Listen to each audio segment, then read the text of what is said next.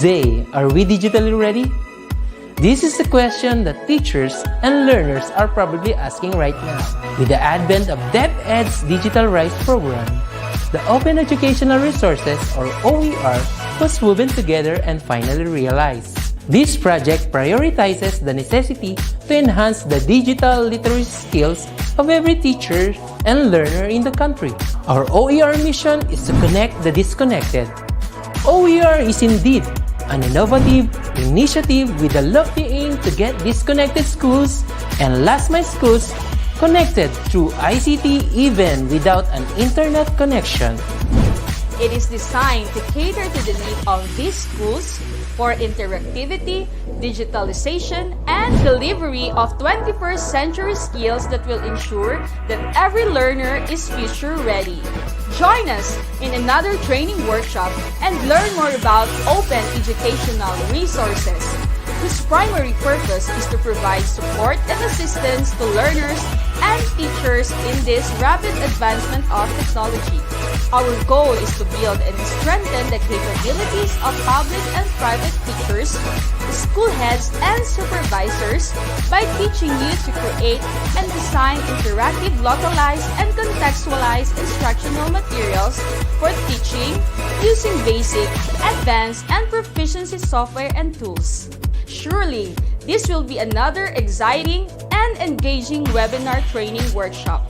Together, let's all rise amidst this crisis. Para sa bata, para sa bayan, para sa guro. Sulong, ito kalidad!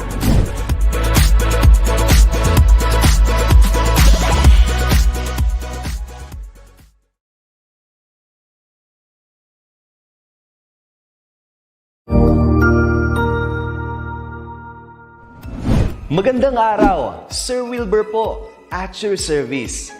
Narito ang ETUlay upang gabayan ka sa inyong pag-aaral upang lubos na maunawaan ang iba't ibang paksa o subject. Ang ETUlay ay isang free online tutorial class na pinangungunahan ng ICT's Educational Technology Unit sa pamumuno ni Undersecretary Elaine Del B. Pascua.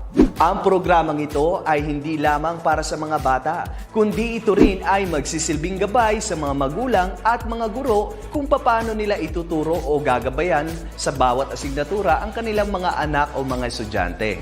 Sa kasalukuyan, ang self-learning module mula sa rehiyon ng Calabarzon at kilala sa tawag na pivot ang ginagamit sa ating ETUlay online class. Kaya ano pang hinihintay ninyo? Ihanda na ang inyong mga ballpen o lapis, papel o kwaderno at samahan kaming itulay ang pagkatuto para sa bawat batang Pilipino. Sama-sama tayong magtutulungan para malampasan ang mga hamon sa panahong ito. Halina't matuto kasama ang inyong online tutor sa oras na ito.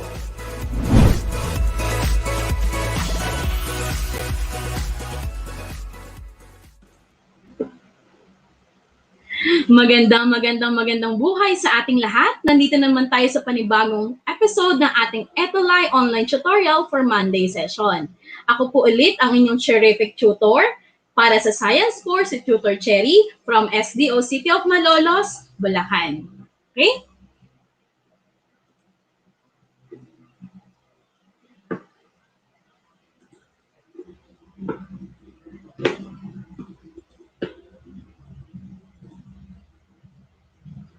Para po sa ating ETUlay online tutorial, for today, Monday, magkakaroon po ulit tayo ng panibagong tutorial session for Science 4.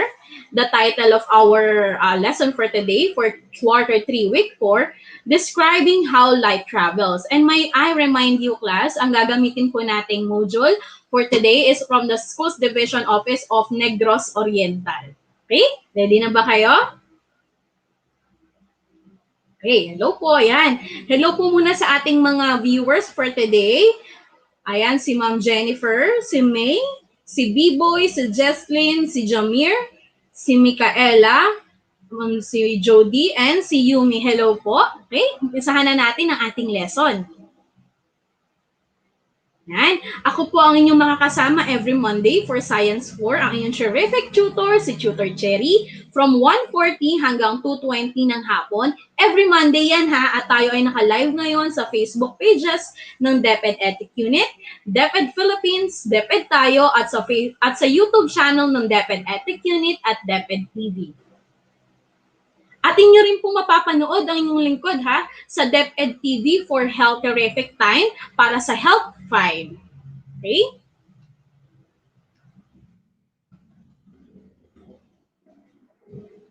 At the end of the lesson, we will describe how light, sound, and heat travel. That will be our objective for today's lesson. Okay?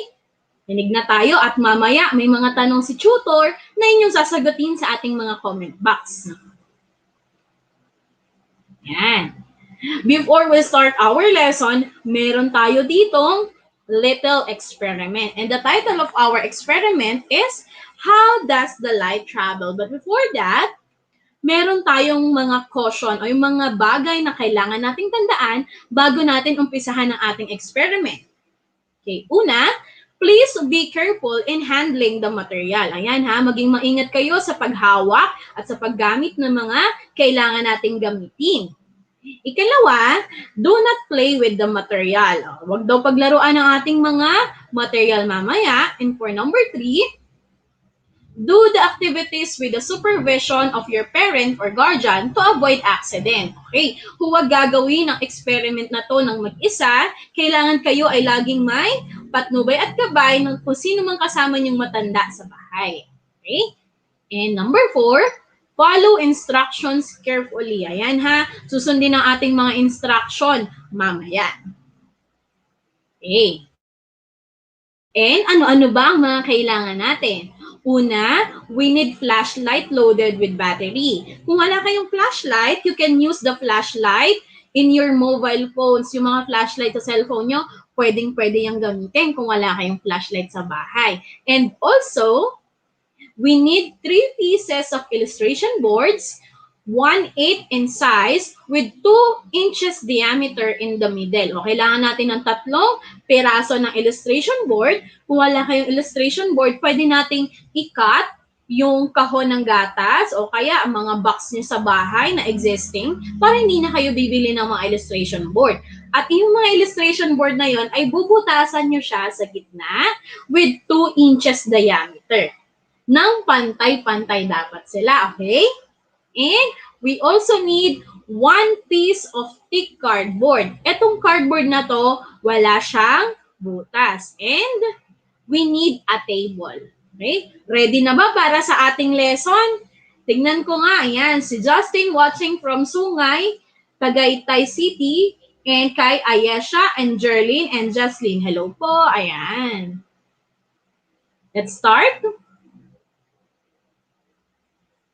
Okay. For number 1 procedure, we will get a flashlight and aim it at a distance wall or at the ceiling. Observe the path of light. Record your observation in your notebook. Ayan ha, sundan si Tutor Cherry kasi while I am discussing the procedure, papakita ko sa inyo yung video paano ang kalalabasan niya. Okay, una daw, ganito daw ang gagawin natin. Get a flashlight and aim it at a distance wall. Ayan. Okay. Ganito gagawin natin, children. Tignan daw ang mangyayari. Ayan. Yan ang ating unang gagawin. And you will observe what happened. Ayan ha. Ilista nyo sa inyong mga notebook at papel habang nanonood kayo kung ano ang nangyari sa ating procedure number 1. And later on, I have a guide question for you to answer para tayo ay mas malinawan sa ating lesson. Ayan. Okay, number 2 na tayo, procedure. Number 2. Block the path coming from the flashlight with the thick cardboard. Ayan. Haharangin daw natin yung ilaw gamit yung ating cardboard. Tingnan nyo ang mangyayari. Ayan, okay? Observe what happened. Ayan, ano kaya ang nangyari? Hello kay Alexander. And huwag tayong magko-comment ng kung ano-ano ha. Ang ating comment box are for educational purposes only. Okay. Yan, tignan nyo sa procedure number 2 kung anong nangyari. And for procedure number 3, get the 3 illustration boards and make at least 2 inches diameter hole each on the middle of the cardboard. Kagaya ng sinabi ko kanina, bubutasan natin yung 3 illustration board na may 2 inches diameter sa gitna. Yan. And for number 4, place the illustration boards on the table and let it stand away from each other. But the holes in the cardboard should be aligned in such a way that the wall could be seen through the holes. Ayan, ganito ang gagawin natin. Ipipila daw natin yung mga cardboard at yan. Papailawin natin yung flashlight and observe what happened. Ayan. Observe nyo children, ano nangyari. Ayan. Okay. That's for number 3 and number 4 procedure. Ayan. Hello kay Janelle, Angelo, and Faith. Hello. Okay. Next. Ayan. Observe nyo ha. Okay. Next.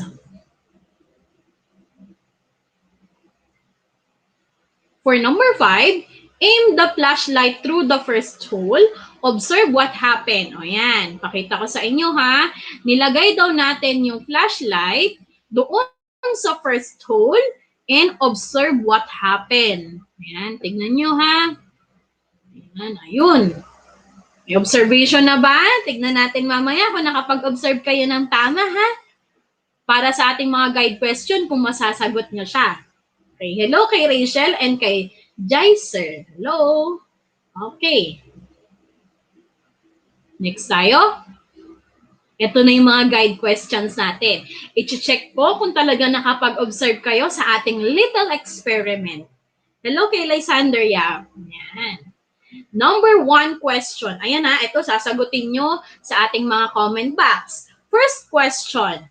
Did the light form a straight line when you aimed it on the wall without blockage? O unang tanong natin, nakapag-form daw ba ng straight line yung light natin nung tinutok natin siya doon sa pader? O ano ang sagot niya sa number 1? Lagyan ng number ha. Sabi ni Chino, no, hindi daw nakapag-form. Okay. Sabi naman ni Justin, opo, nakapag-form po. How about the other? Sabi ni Gian, no. Puro no ang sagot nila. Sabi ni Kian, yes. Sabi ni Jovi, no. Sabi ni Jennifer, no. The answer is, let's check. Yes, the light travels in a straight line. Ito yung unang-una nating video. Nung tinutok yung flashlight doon sa ating wall, nakapag-form. Mamaya makikita natin at elaborate natin paano ba nangyari yon. Bakit yung iba no ang sagot at bakit yung iba ay yes naman. Pero the correct answer is yes, the light travels in a straight line. Okay, next. Second question. When you block the light with a thick cardboard, was it able to pass through it? Explain your answer. For number 2 question, yung kanina kong pinakita sa inyong light, di ba hinarangan natin siya ng cardboard, yung procedure number 2? Lumusot daw ba yung ilaw? What is your answer for number 2? Ayan, lumusot daw ba yung ilaw? Sabi ni Ma'am Jovi, no. Sabi ni Mylene, yes. Sabi ni Jonas, no. Sabi ni Jaiser, no. Ayan, hindi daw nag-pass through yung light nung hinarangan natin ng cardboard. The correct answer is terrific. The light was not able to pass through the cardboard. Hindi po lumusot yung cardboard doon sa ating procedure number 2. Yan, di ba? Hindi naman lumusot yung ilaw doon. Yan, tama ang inyong sagot. Yan. Okay, next. Next question, number 3. When you align the cardboard with holes, was the light able to pass through it? O yan, nung pinila daw natin yung mga cardboard, nag-pass through daw ba or lumusot daw ba yung ilaw at nailawan yung pader? What's your answer for number 3? Is it yes or no? Sabi ni Rachel, yes. And ni Gian, yes. And ni Jerome, yes po. Yan. Tignan natin. With the three holes aligned, the light was able to pass through it. The correct answer is yes. Ayan, lumusot po yung ilaw kanina nung pinila natin yung mga cardboard na may butas sa gitna. Ayan, puro yes na ang sagot nila. Terrific.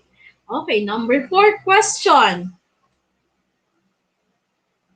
When one of the cardboard was not aligned with other cardboards, was the light able to pass through the other cardboard? O ito, may tanong ako sa inyo. You will guess what will be the answer and think.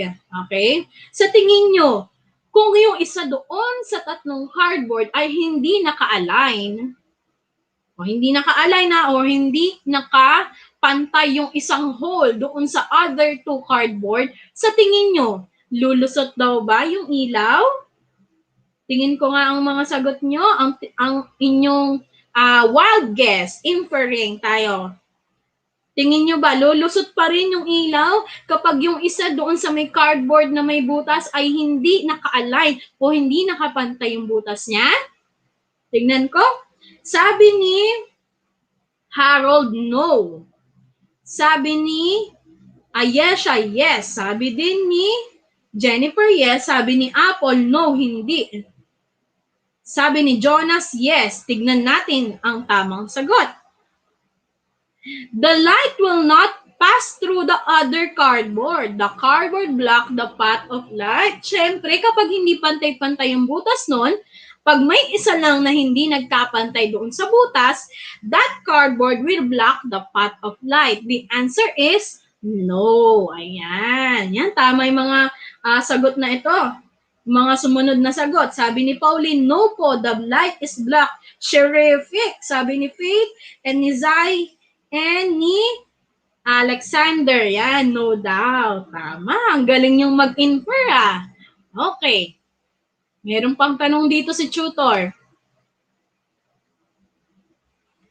What can you say about the way light travels? Ano daw masasabi nyo? Paano daw nagta-travel ang light? Anyone from the comment box? Ayan. Ano daw ang masasabi nyo kung paano daw ang light, kung paano daw nagta-travel ang light? Sabi ni Chino, may sagot siya dito, light always travel in a straight line when going through a single medium. Aba, tingnan natin. Sabi naman ni Apple, it's fast. Ba? Correct observation yan ah. Ayan, tingnan natin. Light always travel in a straight line when going through a single medium. Later on, I will explain it and elaborate it, and I will teach you what are the uses of this light. Okay? And let us now discover the path of light. Ayan ha, ito dito na tayo, mag-discuss na tayo. And later on, I have a question in the middle of our discussion. Then you will answer it on our comment box. Okay. Okay. The path of light. Yan. Kagaya nga na sinabi kanina ni Tutor Cherry, light always travel in a straight line when going through a single medium, any substance through which a light wave can travel. Okay, as you can see here in the picture, ayan, may dalawang tubo. Yung isa straight line at yung isa ay merong bend siya sa gitna, di ba? Ang kinaibahan niyan, ang sinabi ni Tutor Cherry kanina, ang light daw ay nagta-travel in a straight line. Kaya kung makikita nyo dito sa picture, doon sa taas na observation nyo, light reaches the eye. Kasi bakit? Yung tubo ay diretso o kaya nakita pa rin nung mama or nung lalaki yung light from the candle. Person is able to see the light of the candle. But then, kung makikita nyo doon sa second picture sa baba, the light gets black. Bakit? Di ba kagaya nga ng sinabi ni Tutor Cherry kanina, ang light ay nagta-travel in a straight line. Kung may bend yan, the light will be black. Therefore, yung mama sa baba ay hindi na niya nakita yung light from the candle. Therefore, person not able to see the light from the candle because the light always travel in a straight line when going through a single medium. Okay? Yan, tama si Jerome. From the light source, it passed to the air or space straight as faster than the bullet. Very good. Okay.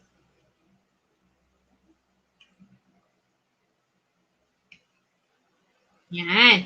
In some media such as air, light travels quickly. Ayan, meron ditong picture si Tutor Cherry. Yan.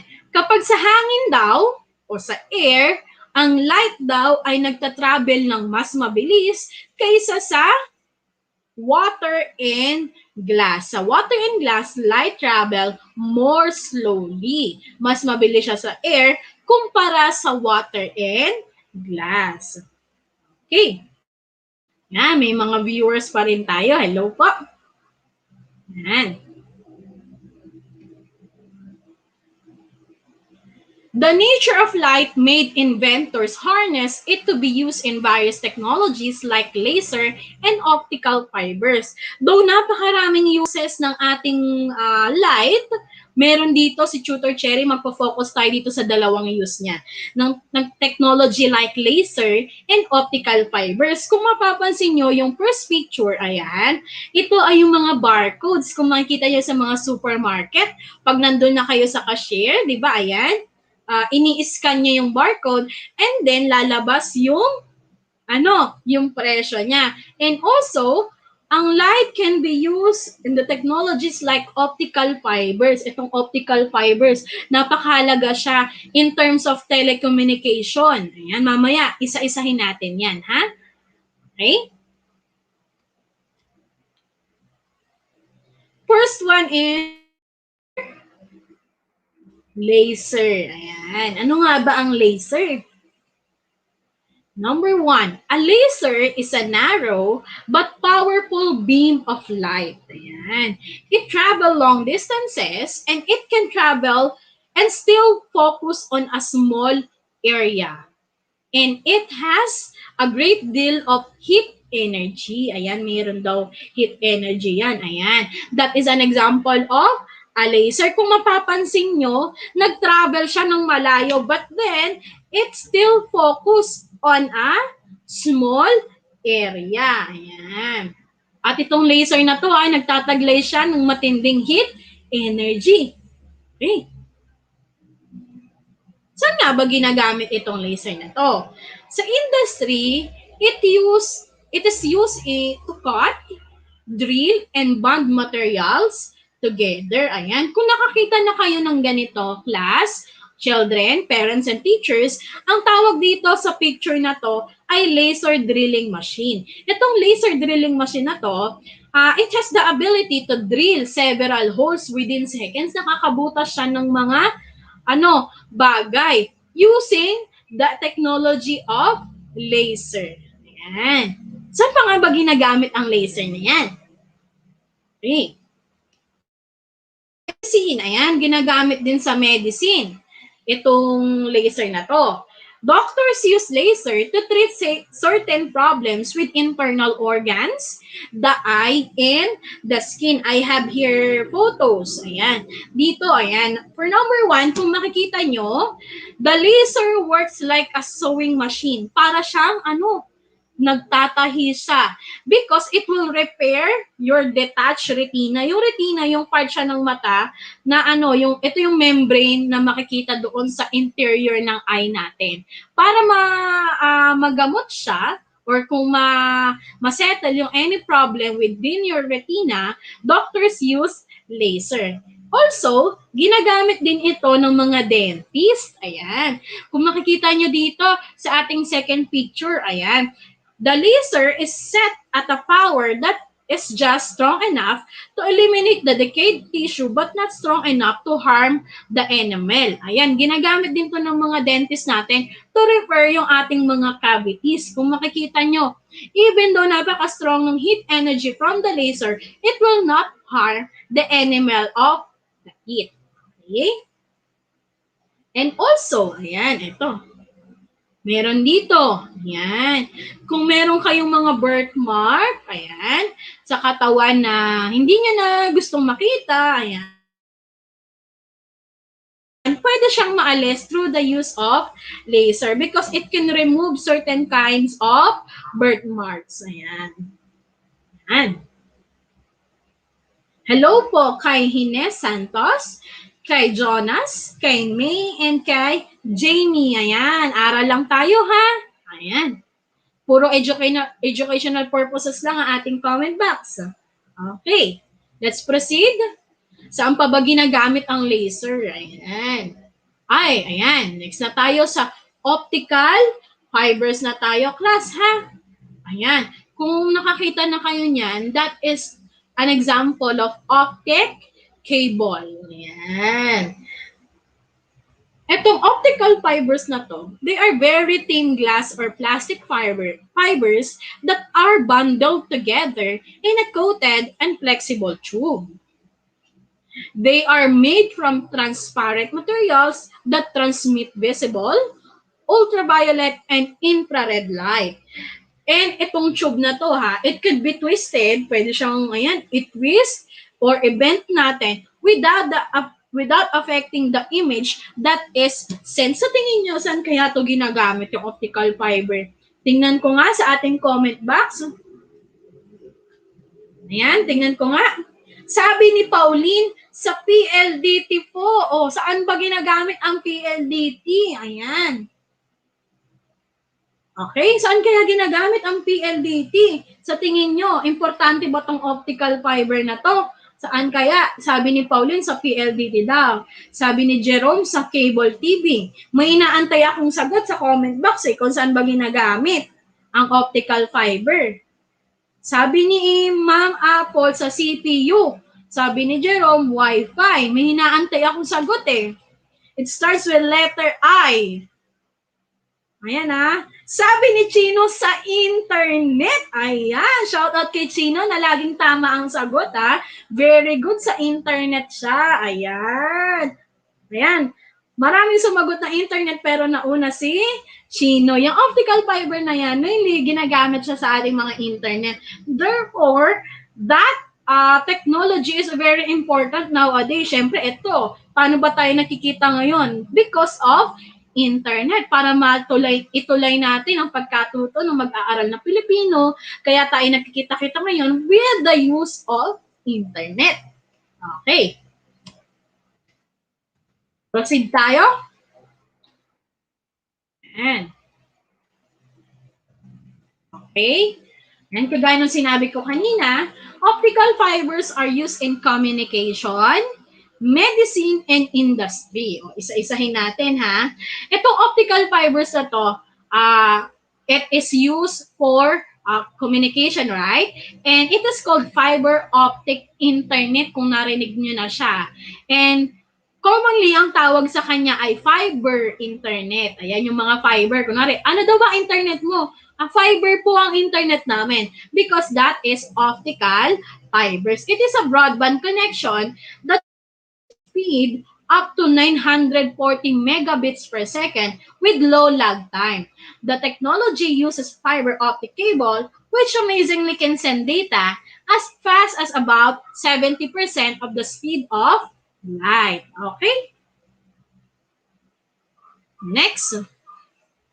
Ginagamit din daw ang optical fiber sa medicine. Paano kaya? Ayan. Hindi lang siya sa internet ha. Also, ginagamit din ito sa medicine.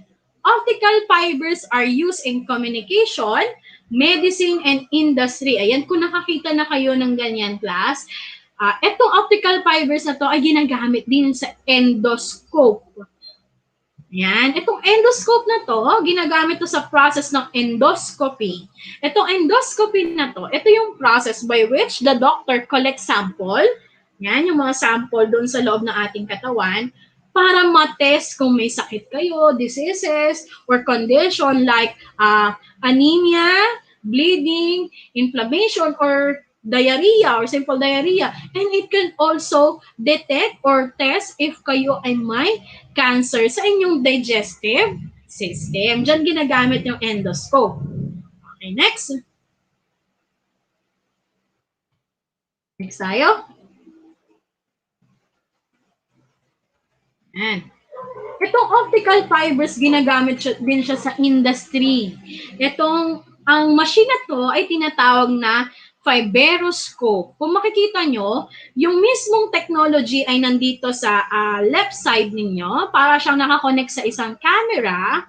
At dito sa side ng picture, dito sa inyong right side, ito yung namamagnify niya or yung nakukuha niyang image. That is called a fiberoscope. Itong fiberoscope na to, they can be used to examine things like inaccessible pieces of machinery such as airplane engines or the inside of a clock. Ayan, pag gumagawa yung mga aircraft mechanic natin, doon sa mga maliliit na lugar, ang ginagamit nila, fiberoscope, para ma-detect nila kung ano ba yung sira noong ibang airplane engine na yan. And also, ginagamit din to sa paggagawa or pag-repair ng ating mga relo. Okay? Okay. Let's proceed. Light is very useful to our daily life activities, but it can also be harmful. Ayan ha. May I remind you, children, parents, and teachers, ang light ay very useful. Napakadami niyang gamit. Pero, ito rin ay harmful or delikado. Because itong some lights like artificial lights like LED or yung mga toy laser light, ito, ayan, kung gumagamit kayo niyan or kung naglalaro kayo niyan, be mindful and be careful in using that because it could cause blindness doon sa ibang bata na hindi ginagamit ang laser toy na yan na nang yan. Okay, proceed tayo. Yan, ready na ba sa ating evaluation?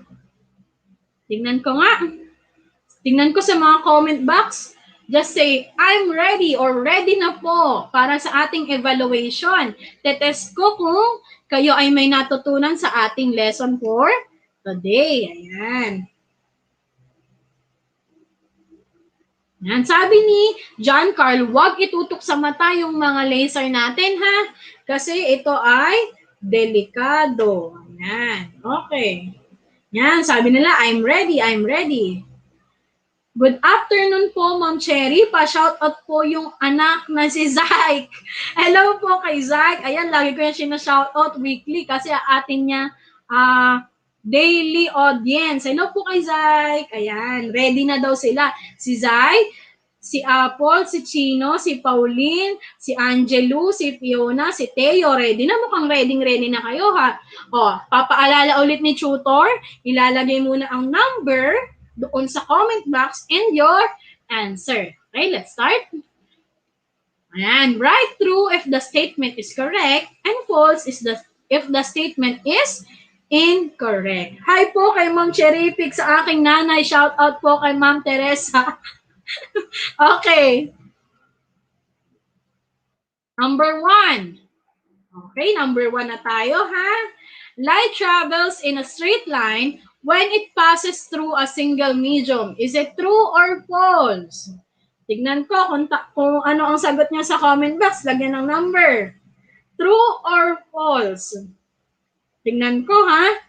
Yan, unang-unang nagsagot ay si Jesslyn Margaret. The answer is true. What is the correct answer? The correct answer is true. Ayan, terrific. Okay. Number 2. Number 2 na tayo.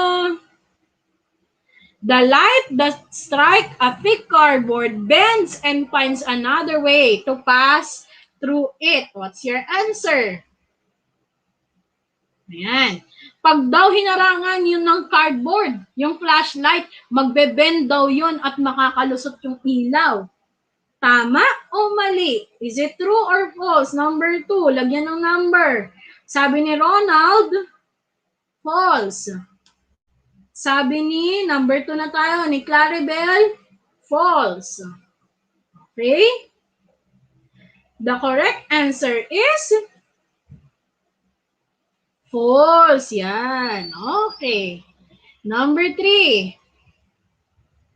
Light rays could not be blocked And they could pass through all types of material since they travel on a straight line. Ayan. Anong sagot niya? Children, anong sagot nila? Ang mga light rays daw ay hindi nabablock at kaya nilang mag-pass through o kaya nilang lumusot sa lahat ng klase ng material. Is it true or false? Number 3. Sabi ni Chris, tama ba ang basa ko? False daw. Sabi naman ni Jocelyn, false. Sabi ni Apple, no. True or false lang, hindi yes or no. Ayan. True or false? Yan, puro ang sagot na nila ay false. Tignan natin ang tamang sagot.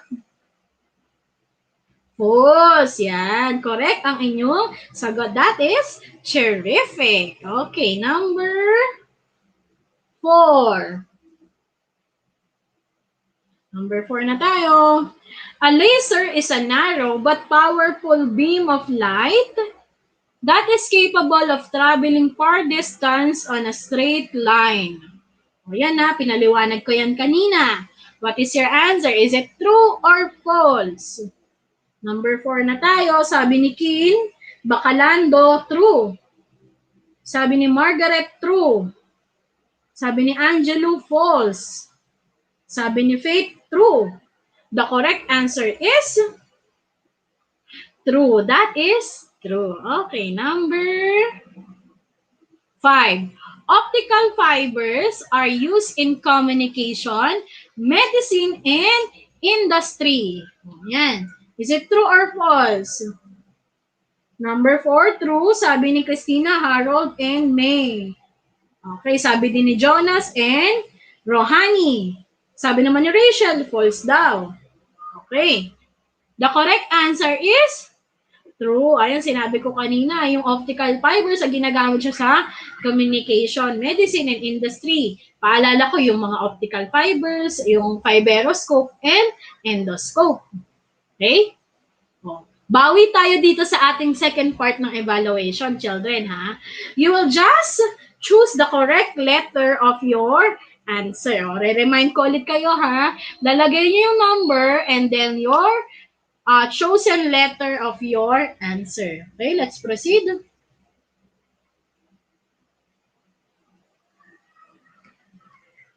Number 1. This is a device that emits a great deal of light in a very narrow beam of radiation. O, ayan. Ano ang sagot nyo? Is it optical fiber, laser, ordinary flashlight, or cell phone? Okay? Lagyan ng number, ha? Number 1, what is your answer? Okay? It's letter. Sabi ni Rian, ni Teo, ni Jesslyn, and ni Ravery, letter B daw. The correct answer is letter B. Ayan, correct. Okay, number 2. O, number 2 na tayo. Which of the following illustration shows the optical fiber that transmit light? O ano daw dyan yung nagtatransmit ng light? Is it A, B, C, or D? Number 2 na tayo. Ano daw dyan yung optical fiber na nagtatransmit ng light? Number 2. Number 2 na tayo. Sabi ni Jesslyn, C. Sabi ni Jenny, C. Yan, puro C na ata ang sagot nila. Sabi naman ni Jerome, B. Puro B and C ang sagot nila. Tignan natin kung ano sa B at C ang tamang sagot. The correct answer is letter C. Ayan. Okay, number 3. Which of the following idea, light can travel faster? O, saan daw nagta-travel faster ang light? Is it in the water, in the air, inside the classroom, or inside an office? Saan kaya dyan? Letter? The correct answer is letter B, sa air. Okay, number 4. Which of the following statement below does not tell about the light? Ano daw dyan yung mali? Letter? Number 4. The correct answer is letter? Number 4 na tayo. Tignan ko. Wait ko ang sagot nyo. Sa number 4, the correct answer is letter A. It is some things that make vision invisible. Tama si Ma'am Elenita Concepcion. Okay. And number 5, why is light important to scientists? Bakit daw important sa mga scientists ang light? Because, letter A, they use it for nothing. Letter B, they use it in various technologies. Letter C, they have not discovered it. Or letter D, they have not tried it using. What's your answer for number 5? Sabi ni Jamie, letter B. Sabi din ni Ma'am Elenita and ni Maria, letter B. The correct answer is letter B. That's terrific. Sino ngayon ang nakakuha ng 10/10? Kung naka 10/10 ka, ayan, you are terrific. Pero kung nakakuha ka ng score from 1 to 7, pwedeng balikan ulit itong video and then you will try to answer our evaluation para mas malinawan ka sa ating lesson for today. Okay? At for our terrific cutie of the week, hindi lang isa, pero meron tayong dalawang terrific cutie of the week. We have here John Marcos Martin Javier from San Nicolas Elementary School, Division of Bulacan. At si Peter Tyron Nigos from Balayong Elementary School, Division of City of Malolos. Ayan. Kung gusto nyong mapabilang sa ating terrific cutie of the week at ma-feature kayo next Monday, inyo lamang ipapadala ang inyong mga picture while watching, listening to our ETUlay online tutorial at papadala nyo lang sa aking Facebook account or pwede ring email. At dun sa email na yun, lalagay nyo yung pangalan nyo, yung name ng school nyo at yung name ng division nyo for me to be able to choose you for our terrific learner for next week. Ayan, si Princess, si Ronald, at si Chris ay naka 10/10. Congratulations, you are terrific. Okay. Ayan. And lagi nyo aabangan every Monday, our Science Thinkers Day from 1 p.m. to 3:40 na hapon. Naka-live kami sa mga following Facebook pages and also sa YouTube channel ng DepEd Educational Unit at DepEd TV. Okay? At kami ay mapapanood every Monday for science at mag-follow kayo sa page ng DepEd Edtech Unit. Naglalabas kami doon ng mga schedule for different subjects for our ETUlay online tutorial. Okay? Ang inyong lingkod din po ay mapapanood nyo sa DepEd TV for Health Terrific Time with Teacher Cherry para sa Health 5. Okay, ayan. Salamat din po sa lahat ng ating mga viewers. At huwag kayong bibitiw ha. Kung may comments and suggestion kayo, email niyo lamang kami sa edtech@deped.com.ph at huwag bibitiw dahil up next, mapapanood natin si Tutor Mark for Science 5. Goodbye everyone!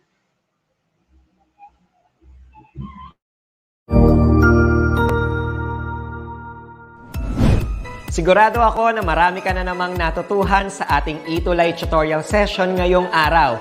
Tandaan, ito ay hindi lamang para sa ating mga mag-aaral, kundi pati rin sa ating mga minamahal na guro at mga magulang na kaagapay natin para maituloy ang pagkatuto sa kabila ng nararanasang pandemya.